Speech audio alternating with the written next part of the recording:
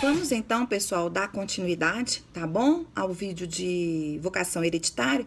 E agora, então, nós vamos falar sobre a concorrência do cônjuge com os descendentes. Então, vejamos. Nós já vimos que nós temos como herdeiros necessários os descendentes, os ascendentes, bem como o cônjuge, tá bom? Em relação ao companheiro, nós vamos falar depois em outros vídeos. Bom, nós já vimos que então o cônjuge, ele é herdeiro necessário e ele vem receber na terceira classe. Somente se não houver descendentes, ascendentes deixados pelo decújo, é que o cônjuge poderá vir receber a totalidade da herança, independentemente do regime de bens que por hora ele foi casado. Bom, o cônjuge, tá? Para que ele possa vir receber, tá lá no artigo 1830 do Código Civil. Ele tem que, quando da abertura da sucessão do falecido, ele tem que estar casado com esse falecido, ou, se não casado, ele não pode estar separado judicialmente ou separado de fato há mais de 2 anos. Então, vejamos que o cônjuge somente vai receber se ele estiver casado, se ele não estiver, portanto, separado judicialmente ou separado de fato pelo período não superior a 2 anos. Tá certo? Então, o cônjuge poderá receber a herança e concorrer com os descendentes.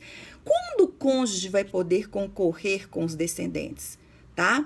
Nós temos a previsão legal de que o cônjuge vai concorrer com o descendente se ele não for casado pelo regime da comunhão universal de bens, se ele não for casado pelo regime da separação obrigatória de bens e se ele não for casado pelo regime da comunhão parcial de bens, se o cônjuge não tiver deixado bens particulares.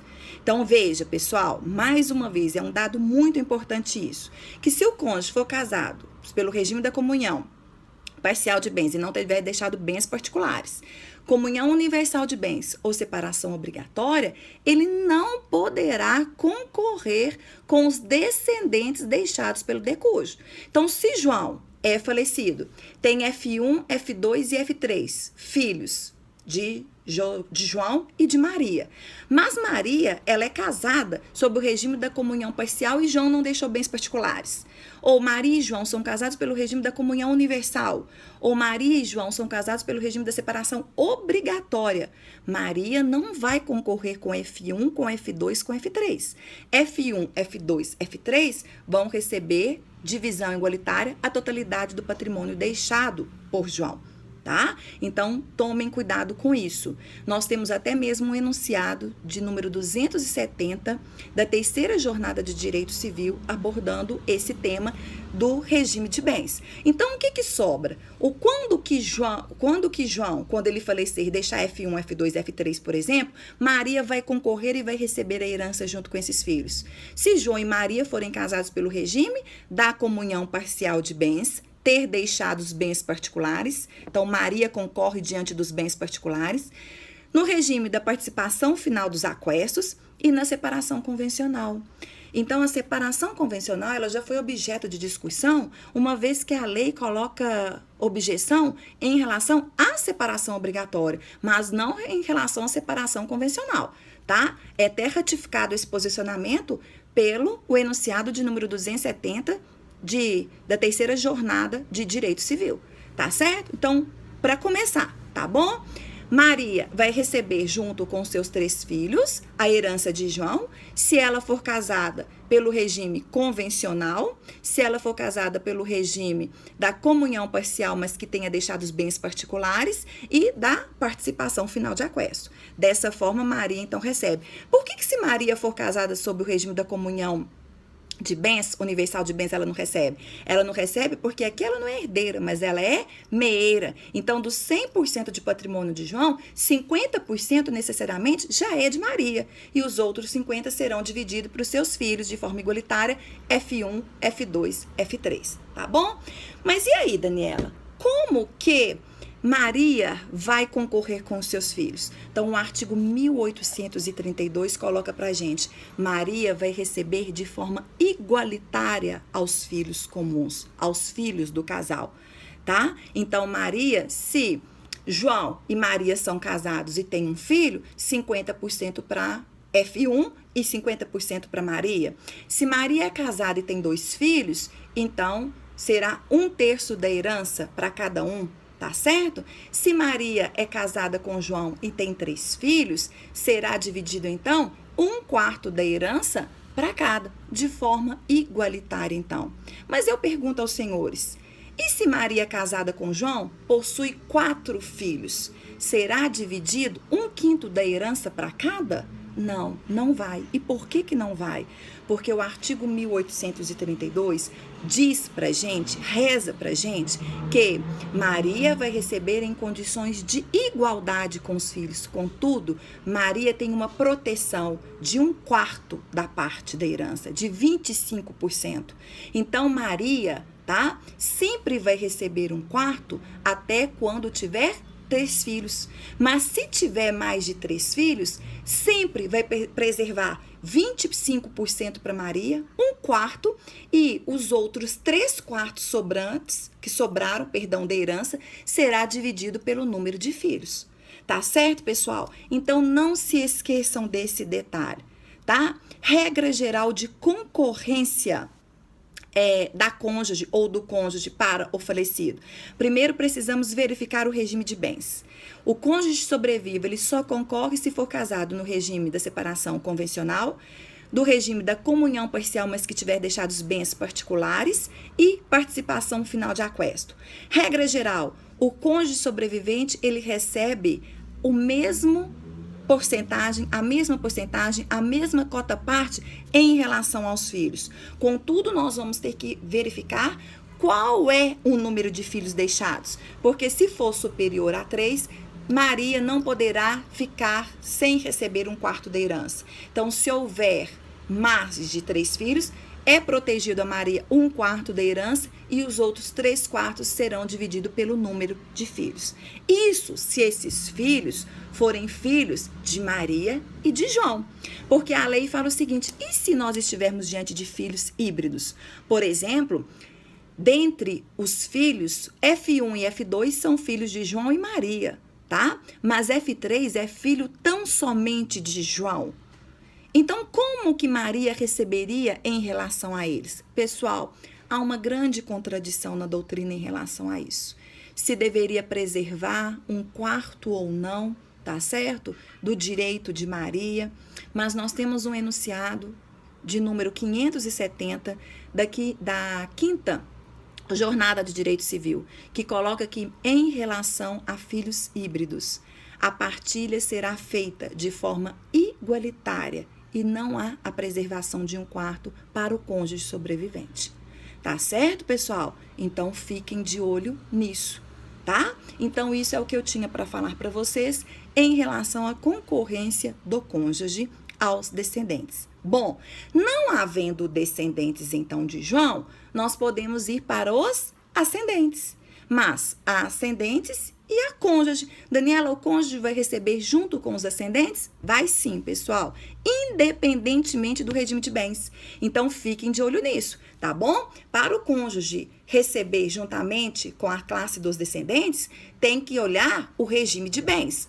Para o cônjuge concorrer com a classe dos ascendentes do decônjuge, não há que se falar aqui em regime de bens. Então, independentemente do regime de bens que João casou com Maria, João vai concorrer com os ascendentes de João. E lembrando que eu falei no vídeo passado, que na linha dos ascendentes não existe o direito de representação. Tá? Então, no artigo 1836 e o artigo 1837 traça para a gente como é essa concorrência do cônjuge em relação aos ascendentes. Então, os artigos nos colocam que o cônjuge, ele recebe de forma igualitária, desde que tenha deixado João, pai e mãe. Então, vai ser dividido 1/3 para Maria, 1/3 para a mãe de João e 1/3 para o pai de João. Tá? Recebe 1/3, forma igualitária. Mas, olha aqui, galera, e se João tem a mãe, que é viva, mas não tem o pai, tá certo? Então, a divisão será metade para Maria e metade para a mãe de João. Isso mesmo, exatamente. Mas vocês podem se perguntar, Daniela, João faleceu. Ele tem a mãe, ele não tem o pai, porque o pai já havia sofrido um infarto e faleceu antes dele, o pai é pré-morto, mas o pai deixou avós de João vivo. Então, ele tem avós na linha paterna e ele tem a mãe na linha materna. Olha aqui, pessoal, os avós na linha paterna de João poderão vir por direito de representação, representar o pai de João e receber em concorrência com Maria, que é a cônjuge, e a mãe de João? Não. E por que não pode? Porque não existe direito de representação na linha dos ascendentes. Então, na linha dos ascendentes, ele somente recebe por direito próprio ou por cabeça, tá certo? E aí, pessoal, todas as vezes que Maria concorrer com um só dos ascendentes ou em outros graus que não seja o primeiro grau, Maria sempre recebe a metade. O cônjuge sempre recebe a metade, tá? Então, vamos supor que João tenha deixado a cônjuge e João, na sua linha dos ascendentes, não tenha ninguém em primeiro grau de parentesco. Ele não tem mãe na linha materna e ele não tem pai na linha paterna. Mas na linha paterna ele tem avós, tá? Ele tem o avô e a avó paterna vivos. E na linha materna ele tem a avó materna viva. Tá bom? Então eu pergunto para vocês, a cônjuge vai concorrer com os parentes de segundo grau de João? Vai. Esses parentes de segundo grau de João vão receber por direito próprio, por cabeça ou por representação ou por estirpe? Por direito próprio ou por cabeça, porque não já existe mais ninguém na linha de primeiro grau. Então, o grau mais próximo exclui o grau mais remoto. Não tendo ninguém em primeiro grau, vem os de segundo grau, que eu disse, senhores, a avó materna e os avós paternos. Como que Maria vai receber? A herança vai ser dividida pela metade, ou seja, Maria recebe 50% da herança. E os outros 50% serão divididos nessas duas linhas, na linha materna e na linha paterna. 25% para a linha paterna e 25% para a linha o quê? Materna, independentemente se na linha materna eu tenho só a mãe e se na linha paterna eu tenho os dois, o avô e a avó paterna. Tá bom, pessoal? Então, assim acontece a relação de concorrência do cônjuge com os ascendentes. Não existe direito de representação, tá? Existindo todos da primeira classe, a cônjuge ou cônjuge sobrevivente concorre em nível de igualdade, então cada um vai receber um terço. E, contudo, se faltar um parente na linha de primeiro grau, ou se a cônjuge sobrevivente for concorrer com os outros parentes que não seja em primeiro grau, é dado o direito, o cônjuge ou a cônjuge sobrevivente, de receber a metade da herança e o restante será dividido. Tudo bem? Certinho? E olha aqui, para que a gente possa fechar a ordem de vocação hereditária, tá certo? Não tendo descendentes, não tendo ascendentes, não tendo cônjuge, quem então responde são os colaterais, que nós já falamos no outro vídeo, que recebem até o 4º grau, não havendo direito de representação entre eles, salvo em relação a filhos de irmãos. Pessoal, é bem rapidinho, mas nas minhas aulas presenciais, os senhores terão todo esse esquema realizado e desenhado para vocês de uma forma bem simples, para uma melhor compreensão. As outras pessoas que de forma presencial não assistem a minhas aulas, poderão, então, daqui a uns dias, brevemente, acessar www.premioeducacional.com.br e ver essas aulas e assistirem essas aulas de uma maneira mais complexa, mas eu acredito que esse pouquinho tempo que nós temos vai ser de grande valia aos senhores. Um super beijo e no próximo vídeo a gente volta a falar sobre o companheiro sobrevivente. Um super beijo, pessoal. Até!